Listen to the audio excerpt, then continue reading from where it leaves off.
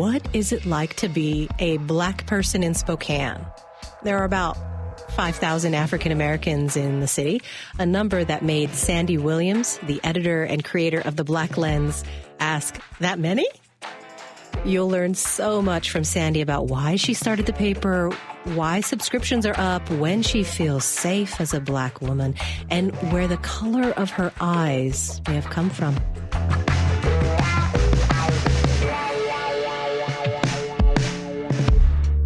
All right, we're going to have a conversation with each other, and I just want to tell you, I feel like you are way out of my league. Oh.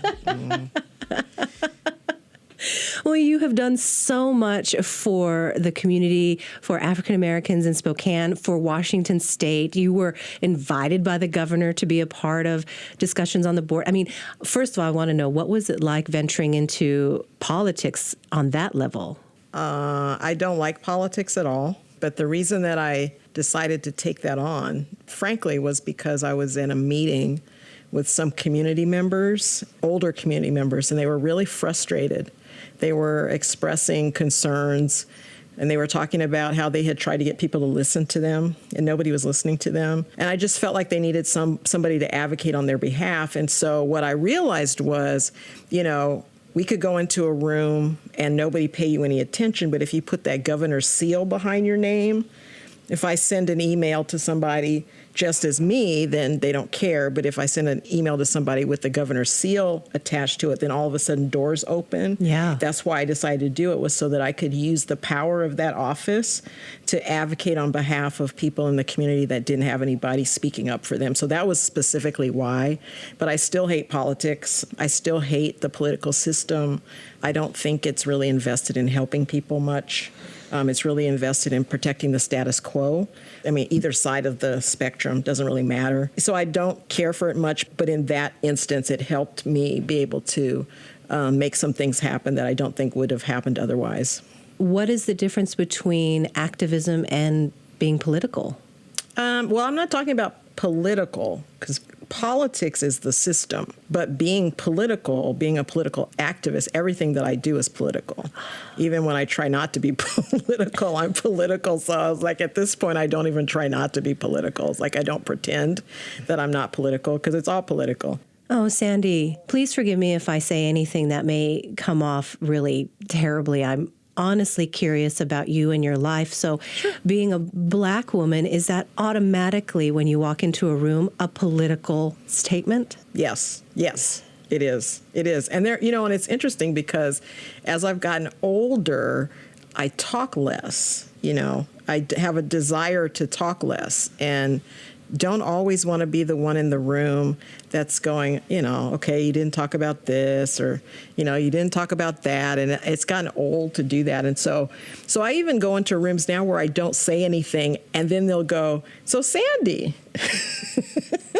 what do you think about this issue? And it's just like, I'm just listening. Can I just sit here as a Black woman and just listen and not have anything to say about something? And so... No, Sandy, as a Black woman, you have to solve all of our problems. Exactly. So anyway, yeah, it feels like just breathing is political, That's exhausting. It is. And you don't really get the luxury of just being like other people just get to be. And that is exhausting. Are there places where you can just be in Spokane? In my house. In my house. I have a very small group of people that I connect with. And when we are amongst ourselves away from other folks, then that feels good. Mm. But my daughter just left town, my daughter and her fiance. So family, close friends. But it really is about being away from folks, away from stuff, in a space where you can just sort of kind of just let your guard down, because it's about always being on guard, never knowing at what point I'm going to have to be in a position of having to correct something or, advocate on behalf of something. So to be in a space where that doesn't have to happen is very rare, but really important. And I have created spaces here with people that I'm connected to where I get to do that. And that's important. And I tell people when folks come to Spokane, particularly people of color that I talk to, Black people, like, how do you survive Spokane? Well, you better find some people that are safe for you and develop those relationships and keep them close, because that's really the only way you make it here. Wow.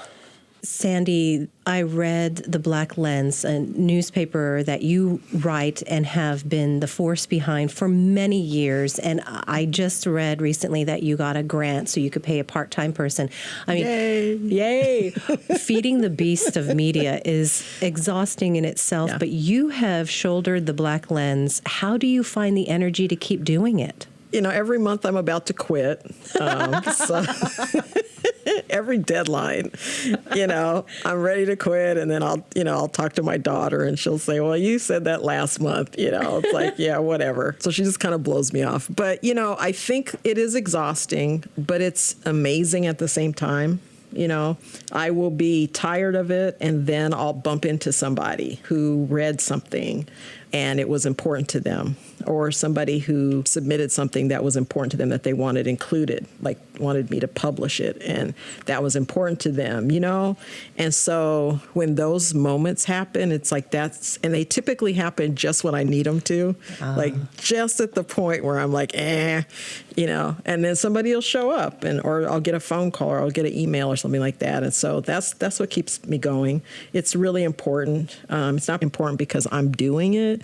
It's important because the voice is important and the community is important. And I believe that because of its presence, that things have changed here a little bit. You know, people have felt a little bit more emboldened, a little bit more impassioned to speak up. And that is important. And that's the part that matters the most. Yeah. Well, in one of the papers, you wrote about a poem, an autobiography of inclusion in 5 not-so-easy chapters. Yeah. It was incredibly enlightening for me to read. And as I read it, I'm just going to read a couple of the chapters. And it's not a long poem, but it is significant. Chapter 1, I walk down the street. There is a deep hole in the sidewalk. I fall in. I am lost. I am helpless. It isn't my fault. It takes forever to find the way out. Then it progressively goes until like chapter 4. I walk down the same street. There is a deep hole in the sidewalk. I walk around it. Chapter 5. I walk down a different street. I mean, the progression of this poem is essentially the experience of Blacks in Spokane. And then here you say, I share this poem because I feel Spokane is stuck in chapter 1, which is there's a hole in the street, we fall in, we can't get out, it's not my fault, and it's just the way that it is. Mm-hmm. But you want and hope to be in chapter 5. Yep. Walk down a different street. And the Black Lens is helping Spokane, as wide as it is, to try to acknowledge there are different streets to walk down. Yeah, I hope so. That's the intention. But a lot of white folks are stuck in chapter 1. Mm-hmm. Well, that point, you know, that poem for me, that was gifted to me by a friend decades ago. It really changed my life. That's why I use it. I take it out, like sometimes I'll go out to Airway Heights Correctional Facility, and I've taken that poem out there and talked to the guys out there. I said, look, this is the poem that changed my life. If you really pay attention to this thing, it changes things. And so because you kind of go, yeah, dang, same street. And I think that's what happened for me with all of the activism work I was doing. I mean, I've been doing activism work since I was a teenager. And, you know, at almost 60, I'll be 60 years old this year. And it's like, all of a sudden I started realizing these are the same conversations, different people, same conversations, going round and around and around. It's like, why am I so frustrated? And I just decided, and this was where the Maxey Center came from, Carl Maxey Center, was I just decided to pivot. It's like, I don't want this street anymore. I don't want these conversations anymore. I don't want to beg people for stuff anymore. I don't want to try to convince anybody of anything anymore. I don't want to do that anymore. That's the same street. So I'm going to step over here and walk over here. And so when we decided to do that, it was like it just changed. Like people felt lighter. I felt lighter, and we all felt lighter because the focus was at last on something that felt like it mattered and that was substantive and that was actually going to make a difference. And so it really has, I mean, it was life-changing for me, that poem, and so that's why I offered to share it. And then I included the one that I wrote about, the Autobiography of Inclusion, because people always ask me about inclusion, you know, and it's sort of a same thing. You know, we're all the same, we're all the same, we're all the same, we're all the same. Well, no, we're not. No. We're not all the same. And if you can't ever get there, then you're wasting my time. So let's have that conversation at some point, you know. So yeah, that's that. I've gotten a lot of feedback about that, more than I expected to, but that makes me happy. People are paying attention. Because it's an incredibly powerful poem, and you shared that power. And I just want to read chapter 5. Yes, there are differences. Lots of them. It's important that I notice them, honor them, learn about them, seek them out, and celebrate them, because we are not all the same. I recognize that our differences were actually strength, and I think that is exciting. Yeah. And not fearful, because we're afraid. We're taught in this country to be afraid of differences. That difference is scary. Why are we like that, Sandy? You know, I think it's power. I mean, I think everything traces back to power. Who's got power differences? If you can get folks to shy away from that which doesn't feed into the traditional sort of system, then you prevent anything from disrupting that system. You know, that's what I think. That's just my personal opinion. But little kids celebrate differences. They do. It's when we get older that we sort of start backing away from that. So that's the part, you know, and it's messy, you know, differences, celebrating and embracing, it's messy. And so if you really are trying to embrace equity and diversity and all that kind of stuff, and what you're doing is not messy, you're not doing it right. You know, this whole comfortable, everybody's got to stay comfortable stuff is not truthful. No, it's so fake. It is. We had a man recently, a paraplegic, who helped lay the groundwork for the ADA, and one of his quotes was, "When you're comfortable, you're not doing it right." Exactly. And I would say if you're comfortable, you're not doing anything, you know, because you can't be doing this work and have it be comfortable. It just can't be. And even I am not comfortable in some of the situations I get into, and I've been doing this for decades. And then something comes up into your face and like, oops, you know, hadn't seen that, hadn't noticed that. You know, if you're not experiencing anything that you just noticed, or that is ruffling your feathers, or giving you a perspective that wasn't yours, if you're not encountering any of that stuff, then you're really not doing anything. And so that's the part, is that people are uncomfortable with discomfort, you know? Yeah. And so we have this sort of, we have all these platitudes and nicenesses and stuff. And I just have grown too old for that. You know, my daughter says I'm cranky. She says, "You're cranky, Mom." And I was like, yeah, I am. I just am really tired of that.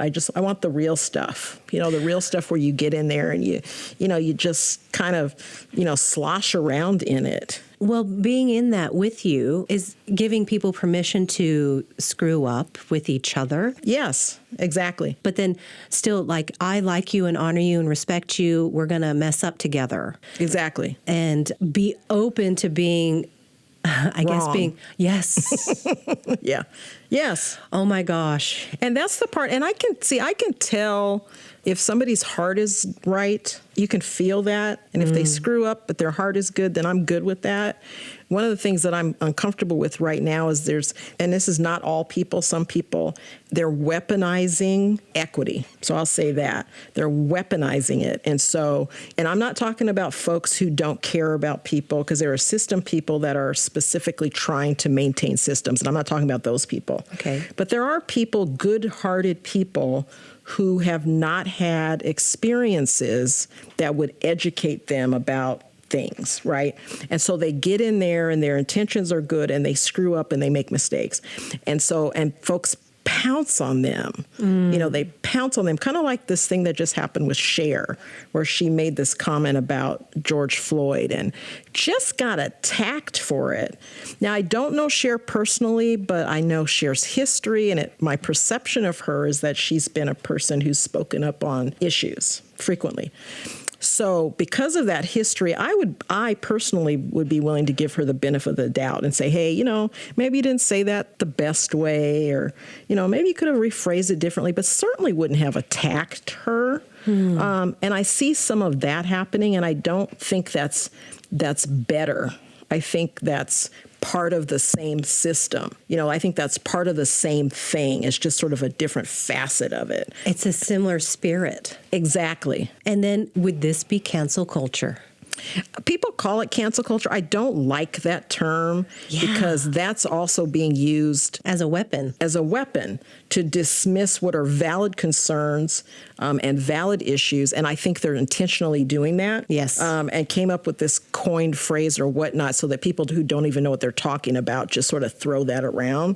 So I don't like the term, but I do think there are instances where folks whose intentions are good have been slammed by people who are doing the exact same thing that they're supposed to be fighting against.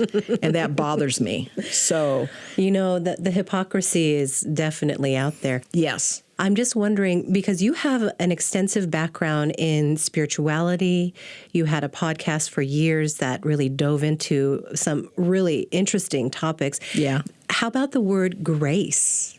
What if we allowed some grace? Yeah. Yes. And I think if people really acknowledge that we all have biases, we are all inadvertently or on purpose doing things that injure and impact other people. If we all can just own our own stuff, I think then you get to grace. It's like, so if I know that I'm doing it too, even though I've been doing this work for decades, I still screw up sometimes. And if I'm able to own that, then I own that other people can do the same thing and still be a good person, because I consider myself a good person and I screw up. So if I can be a good person and screw up, they can be a good person and screw up, and we can find some middle ground in there. Yeah. So that's what I see grace as.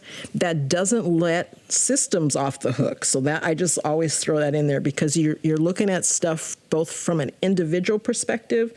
So that's an individual perspective. I can work with individuals, but systems is a whole different thing. And systems need to be dismantled. The systems that are oppressing people need to be dismantled. And if you're a person who is trying to perpetuate those systems and hold them in place, that's a whole different conversation, right, versus us being two individuals trying to work through some stuff. Does that make sense? Oh, absolutely. And on the individual level, I always seem to think that growth is painful. And I always say Americans, but I assume it's probably all humans try to avoid pain. Yes. But it is a good pain. It's that pain where you're exercising to get stronger. And so you're in pain, but it's better for you tomorrow.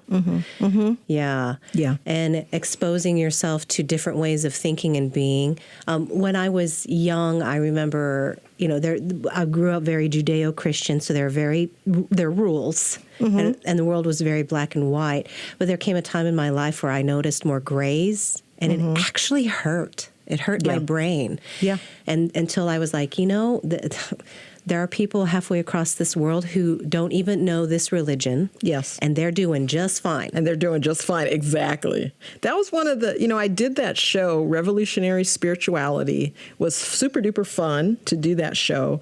I only stopped because I was exhausted. It was so much work. To do it well was a lot of work, and I had a full-time job at the time. So to try to do that around that was hard. But what I learned from that experience was how similar, say, the good parts of religion, right? How similar they are. It was really fascinating. And even the ones that I thought were so strikingly different really weren't, not at their core anyway. Right. Golden rule. Yeah. And I asked a guy one time, he actually was, and it was fun because I would just call people out of the blue, somebody who's a national author and, would you come on my little show? And most of them said yes. But this guy was a national author and he had written a book, something about religions, different religions, which I thought was fascinating because he identified as Hindu, I think, if I remember right, because it's been a long time.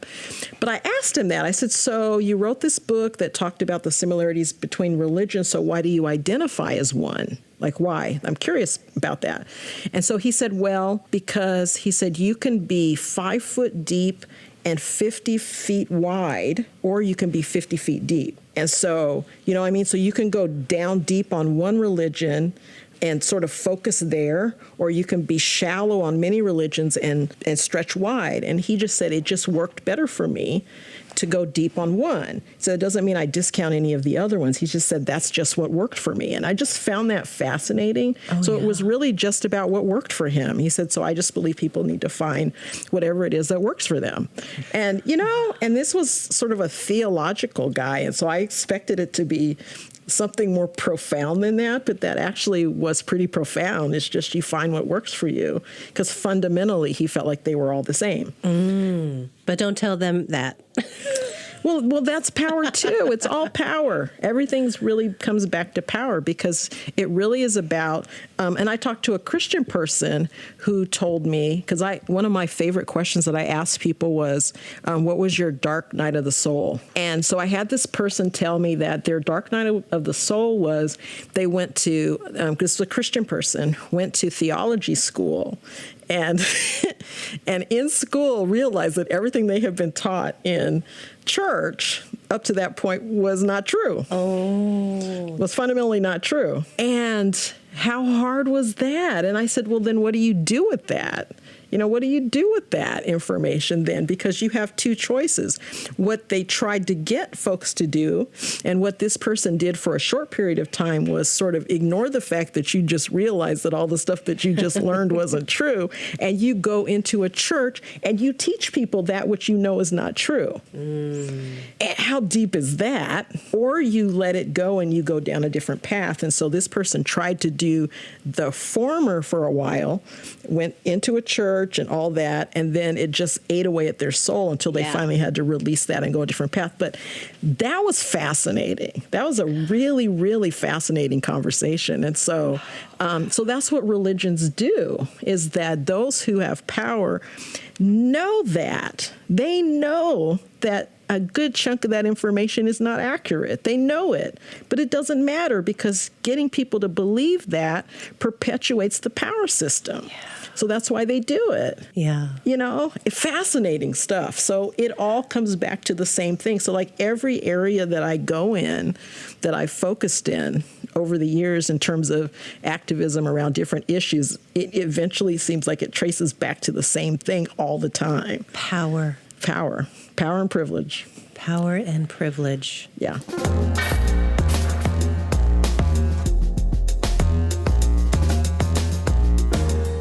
This podcast, like so many programs on NWPB, is brought to you courtesy of donors, people who watch and listen to NWPB for thought-provoking programs like Traverse Talks, people who give what they can to pay for current programs and the technology for future programs.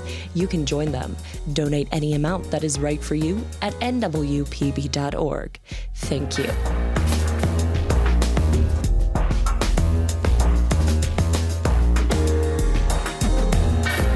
Hey, so I wanted to ask you about the Karl Maxey Center. I had heard about Karl Maxey before. Spokane man, lawyer, orphanage. I mean, can you give a brief overview of Karl Maxey and why you chose the name for the center? Yeah, well, Karl, I actually, to be honest, don't think that the Black community still has survived. I won't say survived, but hasn't quite recovered. That's the word I was trying to find. I don't think the Black community in Spokane still has recovered from Karl's death. Karl was more than an attorney. He was sort of the soul of our community, I believe. He was a champion for racial and social justice. He was a larger-than-life figure. He was the first attorney that graduated from Gonzaga Law School in Spokane and could have done a lot with that. And what he chose to do is stay here and help Black people. He helped everybody, but in particular, he helped Black people. And so he was foundational for this community in terms of the work that he did, the impact that he made on lives here. And I was young at the time, so I knew of him, but I didn't know him. I wish I had the opportunity to meet him. I was gone. I had moved by the time he passed away. So when we were deciding to do a center, initially, what we were planning to do was to create a small nonprofit. It's supposed to be a small thing. And it was really just going to support the work that the Black Lens was doing in Spokane. So in addition to publishing the paper, I was doing events and bringing in speakers and that kind of stuff. And so it was hard to do that and the paper. And so initially we were going to put a nonprofit in place that was going to take over some of those community things and then let the paper be the paper. So the nonprofit initially was called Friends of the Black Lens, kind of like they have Friends of the Symphony or something like that. So that was our initial idea, 5 of us sitting in my backyard eating barbecue, right? And so pretty quick, I mean, almost in the blink of an eye, we figured out that that was not big enough. Like the need was so much bigger than that. There was a building that was vacant in the neighborhood, the area of East Central that has a significance for Black people. And what we figured out was missing was a place. Like you need to have a space. You need to have, like you were asking earlier about where do you go to be safe. There's not a lot of that here. And so we figured that we needed that. We need to create a place that's specifically safe for Black people. It's not that other people can't come, but the intention of it is to be a safe space for Black people. So we set out on that journey to do that. And so we were trying to figure out, what do we call this place, you know? And so the traditional names always come up that Black people have of famous Black people and, you know, that kind of stuff. So I was talking to a friend of mine who lives back east. And so I was telling her, we're trying to figure out what to name this center.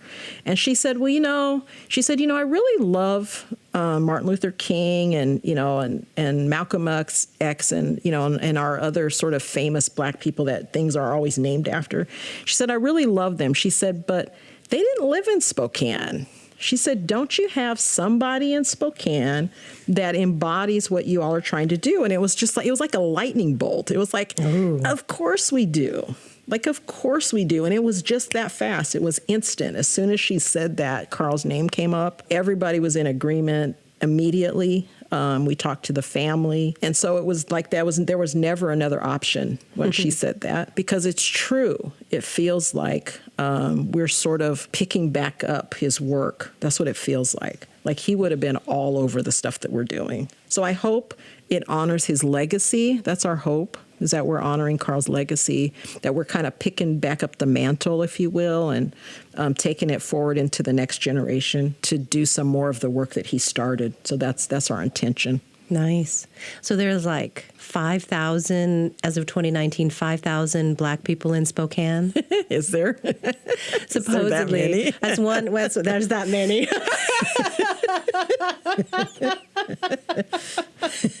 There's that many? There's that many? Yeah. Wow. Yeah. Well, that was one of the stats that I've pulled up on Google, but I was, I'm sorry for, it is funny because east of the Cascades, you don't see many brown and Black people. And if you do, they're they're like over there, you go over there. Mm-hmm. And I'm laughing too, because even like the Asian stores, they're relegated, I think that's the right word, over there. Yes. Put them over there. Yes. Yes. And I guess I giggle because it's just sometimes so sad and painful, but. Yeah. And it really hasn't changed over time. You know, if you look statistically at the percentage of the population of Spokane over the years, it's really sat right there at just under 2%. And it's that now. Our challenge is with retention. So we get people here, they stay for a little while, they get frustrated, and they leave. And so we're having a really hard time keeping people here. So that's one of the things that we're working on. I mean, I did it. I left immediately when I graduated from college. I tell people I was reaching out for my diploma with one hand and I was packing my suitcase with the other because I wanted out of here. My brother did the same thing. My daughter, who was born in Spokane, did the same thing. So we're losing talented, smart, talented people, Black people, who have an option to be anywhere else, leave immediately. Most of them. And so that's a problem. And we have to figure out how to address that. And I don't want to burden you too much with this question because I know it could be very complicated. Mm-hmm. Is it because there aren't many safe places for you to be Black in Spokane? Mm-hmm. Maybe the aggressiveness of authorities being ignored, all these things combined with where are your stores, where are your barbershops? Well, I mean, part of it is you can't get a job. I mean, it's fundamentally down to that. You have really smart, bright, talented Black people graduating from here and they can't get a job competitive to where they can get somewhere else, you know? So that's a big part of it. I think the other part would come, you know, like it would be great to have stores and shops and all that kind of stuff. I think people could put up with that if they were getting paid well. Mm. And so it's hard to crack those. Again, while I go with systems, you know, we have systems in Spokane who hire folks that look and act like them. And so if you're in a city that's 90% white, most of the people that look and act like the folks who are in positions of power are white. And so to be able to crack that is really hard. And I did a couple of stories with folks who've come back here, like I'll say younger because they're younger relative to me, but sort of older, younger adults. But two of the stories that I talked about, these are business owners. Both of them talked about having left here because they couldn't find work here. And they eventually came back because they were older or their family was here or whatever, which is what I did. You know, I came back because my family was here. But I left for opportunities. Like you want opportunities. And also a part of it is you want more diversity. It's like, you know, it gets old. Like sometimes, it's like when I moved back here this last time, you know, I'm just standing there and I had just come back from Los Angeles, so very diverse. And I'm standing in the bank and I just kind of started glancing around and like, every single person in the bank was white. So the people behind the desks, the people behind the counters, the people in the offices, everybody in line. I even looked through the window to the drive-through. And everybody in every car. So everybody. And, you know, that starts to weigh. And they're nice people. So it's not a criticism of, I mean, Spokane has some really nice folks. They wave at you and they let you cut through in traffic, you know, really polite, kind folks. So it's not about that. But it starts to weigh on you after a while. And my daughter moved to Atlanta to go to college. So I helped her move there. And oh, my goodness. What a different experience. And it's like you don't even realize it until you're experiencing it. So here we are. The pizza delivery guy was Black. The guy that came in and hooked up the cable was Black. You know, the mailman was Black. We went to the drive-thru and the drive-thru people were Black. You know, we went to the mall, the security guards Black. So it's like everybody. And what a different experience that was. And we were kind of like going, wow. This feels kind of cool. Yeah. You know, and so one of the reasons that people leave, in addition to not being able to find work, but the other piece of it is you just want to be in a position where you don't stick out all the time. I was going to ask you about that. Yeah. Like, I don't want people to always know who I am. Always, you know, and feel like they know me or they recognize me or whatever. Sometimes you just want to blend in a little bit. Yeah. My family comes from South Carolina, and we have a family reunion every other year. We didn't get to do it this last year because of COVID, but every other year. So I go to South Carolina, and for a week, you blend. I get to blend in. and you get to exhale, kind of like that movie Waiting to Exhale. You get to exhale for a minute. Yeah. And relax, and your guard doesn't have to be up. Yeah. You know, and so to be able to be in a situation where you get to live in that's what some of our young people craved. My daughter craved going to a historically Black college. She said, I just want to be in the majority one time in my life. Yeah. I want to know what that feels like. It feels good. It feels really good. It feels really good. You know, and you need to sort of to be lifted up. She was lifted up. It felt like family for her. So that's some of it. So I think it's a combination of those things. We're trying to create community with the center. We're trying to create family with the center. We're trying to give people some grounding so that when they come here and they're new, they have a place to connect to. Yeah. And I think if we can do some of that stuff, a friend of mine lives in California. She donates to the center. But she said to me, if there had been a Karl Maxey Center in Spokane when I was growing up, I would not have left. So my hope is that we can create some of that and we can help folks find a way to stay here longer. That's our hope. So, Sandy, I read something about this area in Spokane that they were looking to, I can't recall, renovate it or create more of a Black district. Is that what I read? Yeah, the East Central is the part of Spokane that the Carl Maxey Center is in. It's called the East Central Community, which is actually a very huge, one of the largest, I don't know if you call it area, district, whatever, in Spokane, but it has lots of areas. So it's got one area that's called the Perry District, which is fairly white, one area that's called the University District, which is fairly white. The part that's the most diverse is around the Fifth Avenue corridor, is what we're calling it, the Fifth Avenue corridor. So that, the Maxey Center sits on the Fifth Avenue corridor. The Martin Luther King Center is on Fifth Avenue. Larry's Barbershop, Fresh Soul Restaurant. There's a new African-focused nonprofit on that corridor. So that's sort of the place where folks seem to be gravitating to. And part of that is because of redlining. So redlining made that area very diverse because that's where you had to live, right? Right. And so that's home, but it feels like home to us. So we're talking about it being international district, certainly a multicultural district, but having it be an area that feels like home for us. And it's already starting. You know, the businesses are starting. When Fresh Soul Restaurant started up, our board all went down on their opening day because they were having, this was before COVID, they were able to have folks come in and they had outdoor seats. So we were all, so myself and some of my board members, we were sitting there in the outdoor seats and people were walking by and it was so much fun. It's like, oh, there's so-and-so who we haven't seen in 6 months or whatever. And everybody was seeing each other and talking to each other. And it was like that community feeling that you feel like when you're in Harlem or when you're in places in larger cities that have larger Black populations, you have sort of a center where you go hang out and you see people. It was like that, and it was just so uplifting. You know, we left there feeling so good and so full. And so we want to create more of that. Yes. We're talking about doing a Fresh Soul Restaurant ourselves. A couple of the businesses around it, they were talking about doing a street fair there, like on that Fifth Avenue corridor, sort of lifting that corridor up and having it be community, like creating community there. And I can't wait for that. Oh, that's going to be great. Sandy, you mentioned earlier that you get your energy when, you know, deadline comes with the Black Lens and you're feeling like I'm going to quit this, but you have inspired somebody or educated someone and changed their lives and the direction of their thinking.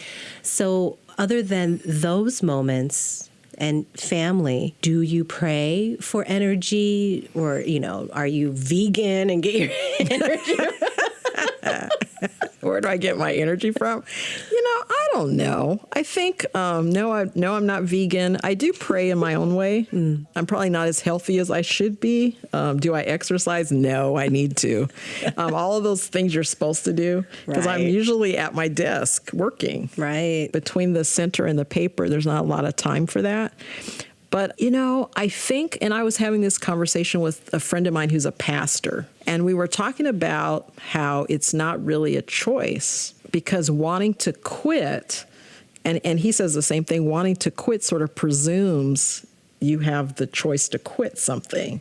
And even though I threaten to quit every month, that sort of presumes that I feel internally like I have the choice to do that, and I really don't. It just sort of feels like that's what I'm here to do. Somebody's got to do it for some reason. You know, for some reason, that's my thing.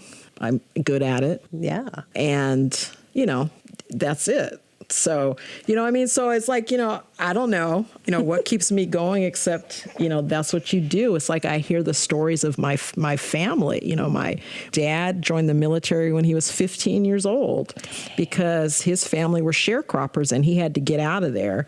And the only exit out was to lie about his age and get in the Army. So that's what he did. My mom, her only escape route was to be a nurse, a registered nurse. And she was in a segregated nursing system that did everything it could to break her. You know, so that's the stock that I come from. Yeah. You know, so you do what you need to do. And so that's what I have told my daughter. It's like, that's the stock that you come from where, you know, it doesn't matter what's going on in the world. You figure out what that path is for you and you get on it and you keep going because we have some things that we need to accomplish in this life so that My desire is so that my grandkids don't have to do this stuff. Oh, Sandy, that's great. Yeah. Sort of like, the Native American, their philosophy is 7 generations. You do what you do for 7 generations behind you. And I heard that, and that really spoke to my spirit. It's like and my dad did that for us. My dad and my mom, who were fighting segregation and prejudice in the South Carolina, that's some hardcore prejudice and segregation. They were doing that not for themselves, they were doing that for us, for their kids and for their grandkids, and they succeeded in that, and my brother and I are doing the same thing for our kids and our grandkids. So that's why it's like, I don't know what else it is, except that in those moments, it's like I remember that what I'm going through is nothing compared to what my parents and my grandparents and my great-grandparents went through, so. Oh, Sandy, I like hearing this conversation because I personally feel we don't talk enough about our ancestors and what they have done to allow us to be where we are today. Exactly. And when you said, it's like my mother's struggles are nothing. I mean, no, her struggles were intense. Exactly. Mine are nothing because she laid the groundwork for me to have a better life. Yeah. Yeah. I believe that. And then you share that. Yeah, and you share that with your kids. And I would like more of us to share the stories of our grandparents, great-grandparents, and what they did to have a better life. Yeah. That's one of the valuable things about the family reunion that we do. Is like I take my daughter to it so she gets to meet folks because they're not going to be around much longer. We've lost many of them. But to be able to sit at their feet and hear them tell the stories of what it was like for them growing up, I think is critically important to not only just knowing history, but, sort of getting in touch with that part of us where it doesn't make any difference what we're told about who we are. That's who we are. But you don't connect to that unless you have an opportunity to connect to that. And I think too many of us don't have that connection. Too many of us, meaning people in the Black community, don't have that connection. One of the things that we're doing, we have some students who we were approached by Whitworth University here in Spokane, and we have some students that are doing a History of Black Spokane project where they are doing sort of an overview of the history of Black people in the United States, but then they're connecting that to what was happening in Spokane. Really powerful. And then they're going to create educational units for school kids. Excellent. Because it's important, and so it comes from that same thing as like, if we can't have an expectation of a system that's devaluing us to give us what we need to feel valuable, we're going to have to start doing that ourselves. Yep. So that's one of the things that we're trying to do is to figure out all those ways we can do it ourselves and just start creating those opportunities and stop waiting for other folks to sort of figure it out. They'll figure it out eventually, but by the time they do, we're going to be way down the road, having created some things that were important. The stories. It's telling the stories that haven't been told enough. Exactly. Right? Exactly. And the stories that we don't know, so it isn't even about the system telling the stories out there. It's like even within our own circles, there's stuff that we don't know about. And that's our responsibility. That is so crazy to me because in this era of constant information, social media, people expressing their opinions all the time, we're still not telling the stories of ourselves enough. Exactly. Yeah. Yeah, and that's our responsibility. We have responsibility for that. Yeah, just to put that out there. But, sometimes those stories can be painful, but they're valuable.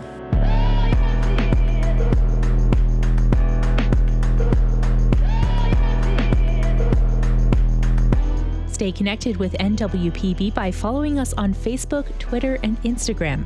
Just search NWP Broadcasting and press the follow button. Again, that's NWP Broadcasting on Facebook, Twitter, and Instagram, and you'll never miss a post from us.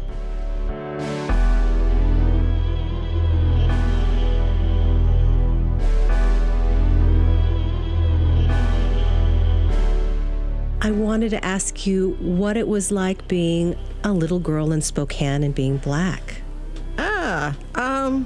Spokane wasn't so bad, to be honest. My dad was in the Army. When we first moved here, we lived in military housing, which is more diverse than sort of your traditional stuff. It tends to be more diverse because a lot of people of color in the military. I grew up on McCord. Did you? Yeah. Military was good life. They take care of you. I was actually just sharing this with somebody. The school that we went to certainly was overwhelmingly white, but I don't have a single memory of anything negative happening there. It was Cheney High School, which in Spokane is sort of farm community, Mm-hmm. And so I don't know if it was because it was farmers' kids that they were more accepting and stuff. I don't know what it was. There was certainly military folks mixed up in there and all that stuff. So my experience of Spokane was good as a younger person. Now, when we got older, my parents moved us into the city, so into Spokane proper. So prior to that, we lived in military housing.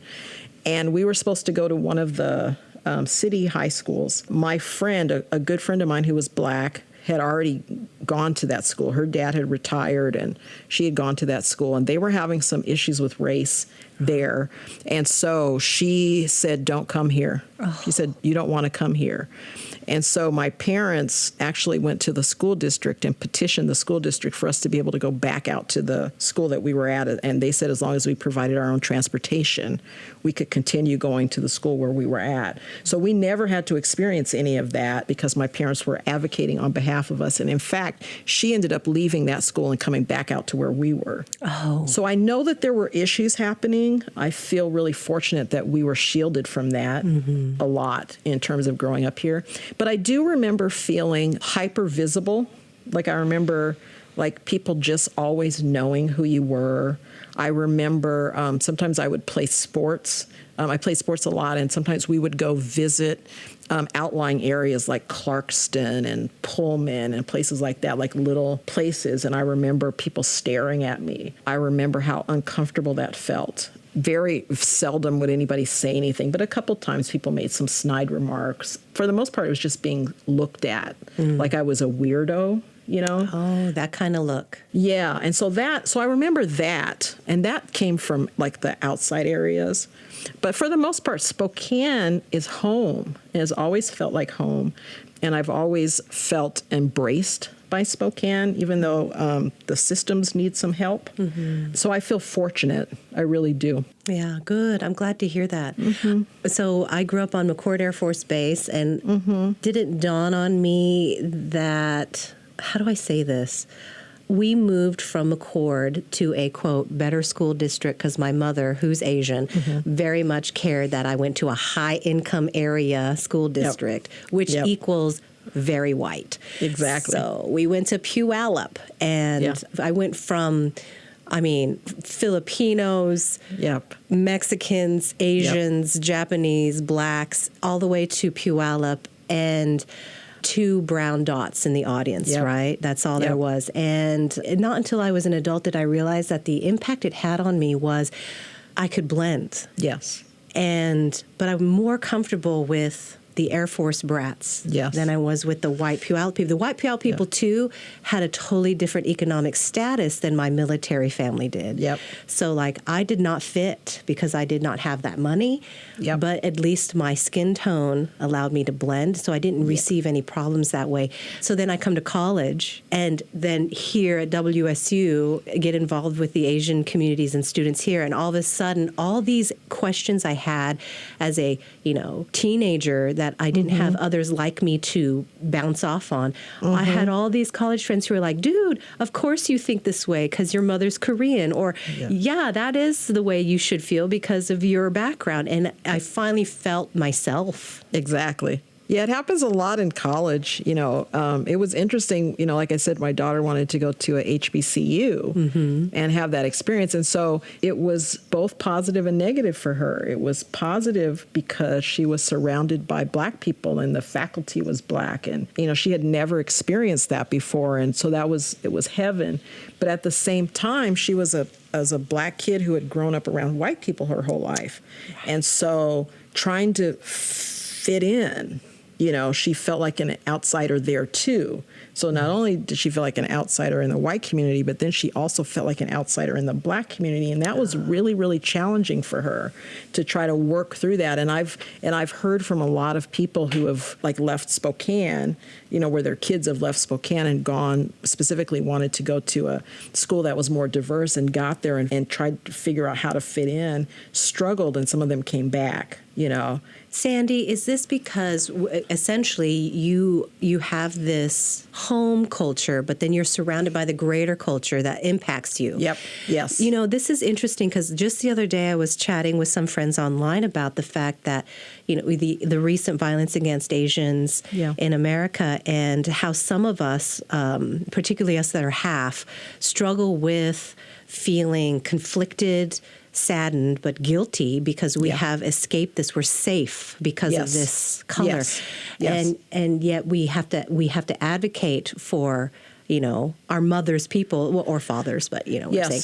But anyway, but then we are also able to be strange ambassadors from this white culture to this Asian side, and helping the two sides see, well, actually, what you do is super annoying, and here's why. And, you do annoying shit, too, and here's why. And here's why. Yes. Because in a strange way, we were doing that with our parents. Like, for me, my white dad and my Korean mother, there were many times where I was in the middle of it. Yes. And trying to be this interpreter of both worlds. Yeah. So your daughter's like that. So she's like that, even though she's not biracial, but she certainly is bicultural. Yeah. I would say. And trying to figure out, what does blackness mean? Do you know what I'm saying? Are you, because you hear you're not black enough. Oh, that's so sad. Yeah. And so that's the internal work that we have to do, and what we're planning to do. Like, she was, because she was pushed from our family, you have to take API classes. You need to be working hard, and college was just sort of expected, as it was for us too. But then getting pushback from her friends because she's the only black kid in the AP class. Yeah. And then that's so sad, that intelligence and that education is not black. Exactly. Exactly. And then again, that's power. But trying to walk that middle ground between, I want my friends. I don't want to be the only black person. Yeah. I want to connect with this group over here, but I also have my family's culture and expectations that I need to live into. So it was interesting sort of watching that process for her. I didn't have as much of that because I had the military upbringing in the family. And so my upbringing was a little bit different than hers was. So I was sheltered a bit. What would she say? What would she say about, what's her takeaway? What is she going to tell her kids about this? That's interesting. And she's engaged, so she's almost at that place where she's going to have children. So she talks about how hard it was. She talks about trying to find her way, and that she still in some ways is trying to find her way. We've had, in the whole, I call it sort of the Black Awakening, this most recent one that's happened. There have been others, but this most recent one, post George Floyd. One of the most interesting things that happened because of COVID and her being trapped in her apartment, we had a lot of conversations about hair, which is a big thing in the black community, is hair. And so, and who values what kind of hair. And so my daughter has always done sort of a European-esque hair. Whatever that looked like, whether it was straightened or whatever. But when COVID happened and she was sort of trapped in her apartment, she decided to let her hair go natural because nobody was going to see it, right? But it started this whole internal kind of process of figuring out who she was and how to connect with her blackness. It was a fascinating thing for me to be on the outside, sort of listening to her talking through that and discovering that it felt beautiful. Like she would never allow herself to be seen in her natural hair because of all the images about what's beauty. But post George Floyd and post sort of being captured in her apartment for a while, started seeing a beauty in her natural hair. And now she's doing sort of a combination of the two. So I think one of the things she said about that in terms of her daughter, she said, I don't ever want my daughter to feel like her natural hair is not beautiful. Yes. You know, so that's a step. That's a step. Well, it's a big one, really. Very big. Yeah. Because it's very visual. It's very visual, and it's very much attached to your identity. Mm-hmm. So I think the conversations are going to be richer now because sort of there's been more of a awakening and a reflection of, you know, how have these things impacted my life. I remember, gosh, I think she must have been a junior maybe. And one summer we did what I thought were these just beautiful twists, like natural twists. And I thought she was stunningly beautiful. I did. And she kept it over the summer, and everywhere she would go, she would get compliments. And then she went back to school. First day, it was the black girls. It was the black girls that came at her about, why is your hair like that? Because it wasn't straight. It was kind of nappy twists. Mm-hmm. They were so beautiful, I thought. But so much so that by the end of the day, she wanted them gone. You know, and so it's that there's this internalized message that we've been given about what makes us valuable and what makes us beautiful. And so you got to deal with that on top of all the other stuff. I mean, you know what I mean? In addition to trying to get good grades in school so you can go to college, you got to deal with that stuff too. It's a layer cake. It really is. And so, you know, I keep kind of coming back to the Karl Maxey Center. So the Karl Maxey Center specifically, I want that to be a place where we address all this stuff. Yeah. You know, because it's critically important if we want our young people to be successful, that we are addressing these things that are hindering their success, and that's one of them. The whole package, the whole you. Exactly. I find the imagery, this is so, on my Pinterest board, on my Pinterest feed, I started, okay, let me back up a little bit. I'm so thankful, and I think I've mentioned this, that what like Netflix has been starting to be very diverse in their character choosing for actors and roles, right? So it's like, finally, you know, an African-American man who is totally hot that I would really have a crush on if I was in this. And then, you know, this hot Asian guy. And so then on my Pinterest feed, I realized inside myself that the message I got as a kid, Sandy, was marry white. You have to marry white. Yep. And I don't think I need to explain to you why my mother, who's Korean, would tell me to marry white. Mm-hmm. Yep. And so it was never even thought of to find any other man of any other color attractive. Because that just was pushed. Yeah. And to the point where she even implored me to have children with blue eyes. Yes. Right. Okay. So that's our internal work. My mom and I have to. But lately on my Pinterest board, I'm finding all these incredibly attractive male models of different colors, and then the women and the style and the hair and everything. Even the Asian women who I have been fed as this is the beautiful Korean woman. But when I go through and find the real ethnic Koreans or ethnic Japanese, they have different style and hair, and I love it. And then when we're discussing hair with your daughter, I remember my mother hated it when I asked her to cut me straight bangs and a bob, and she would say, "Now, how's this for internal hate? You look too Asian." Yes. And I don't want you to look too Asian. Yes. Yeah. And, you know, and I was sharing, I was in a workshop one time, and there was a younger person who was in the workshop, and she was lamenting older people of color, but particularly older black people, and how she felt they weren't speaking up or speaking out and were kind of passive. And so what I shared with her is I said, you know, I get that, and I think there's some truth to that, but the reality is that these folks came through a time, which we don't because of them, that their being quiet was a survival mechanism. Yeah. Do you know what I'm saying? That was survival for them. You speak up, you're dead. No. So it wasn't about somebody not liking what you had to say or, you know, making a negative comment about you on Facebook. we're talking about somebody, you being dead. And so I said, I think you need to look at that through the lens of that's a generational thing that got passed down. And when they are making those comments about us not shaking the boat, or I can't think of the phrase I'm trying to say, but you know what I'm saying about keeping quiet, don't rock the boat, keep quiet, that kind of stuff, that what that's springing from is that internalized thing that I think gets in your DNA. I agree. About trying to be safe. And so I think in some ways what you're, with your mom as well, that's sort of ingrained in us, particularly if you look at the Black community. The lighter the kids were, the greater their odds of survival. Yeah. That was survival. And so, those are the ones that didn't get sold away. Those are the ones that, those are the ones that got to work in the big house, so they didn't die in the fields. So they had an easier life. Exactly. And that's what my mom wanted. Have an easier life. Oh, exactly.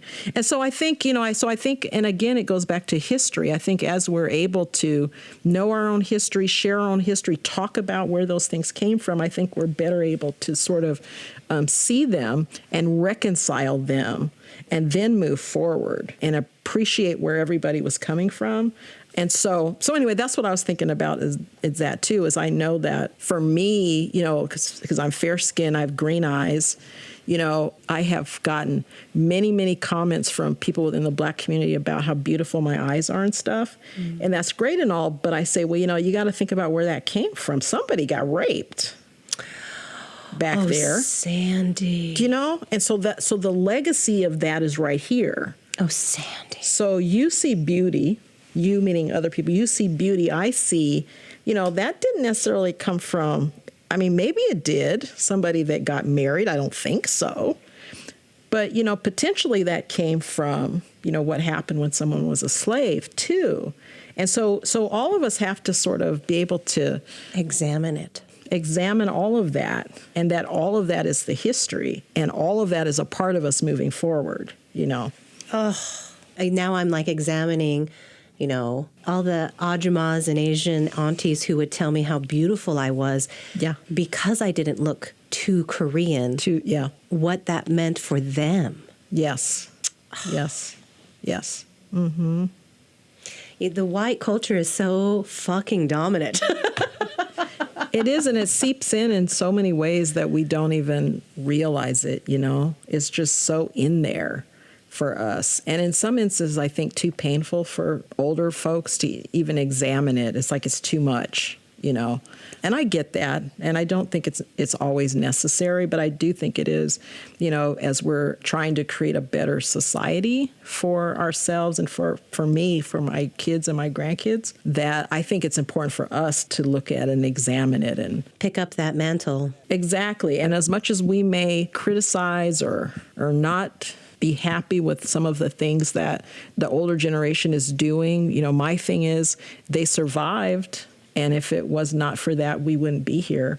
And so I think sort of lifting that up and honoring that is really critically important as we create new ways of doing things. Because I do believe, young people have great ideas and all that kind of stuff, and I think that's important. But I think they have to happen simultaneously, because there would be no young people if the older people had not been able to make it through however they needed to do that, Sandy, thank you so much for your time in this really insightful conversation.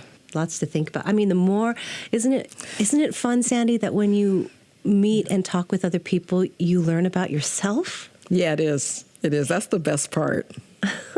It really is. Yeah. Well, I hope you have a great weekend. And, when things are safer, I can't wait to come down to Fifth Avenue it is. Oh, and please do. Yes. See what's happening. Yes, Sounds I good. hope you will. We intend for it to be a joyous, celebratory place. So I look forward to it. And it was a wonderful conversation. Thank you for making the time to speak with me. I appreciate it very much. Oh, the honor was all mine. Thank you. Wow. I can't wait to go home and tell my husband all about this. It's good stuff.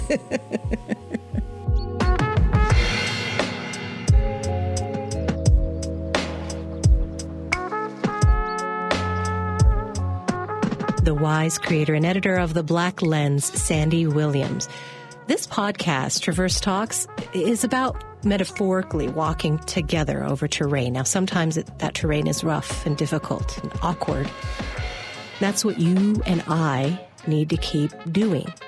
We need to be uncomfortable and vulnerable to explore, empathize, understand the experiences of people, to acknowledge what we don't know, to learn and to grow as a society. Thank you for listening to Traverse Talks. I'm Sueann Ramella.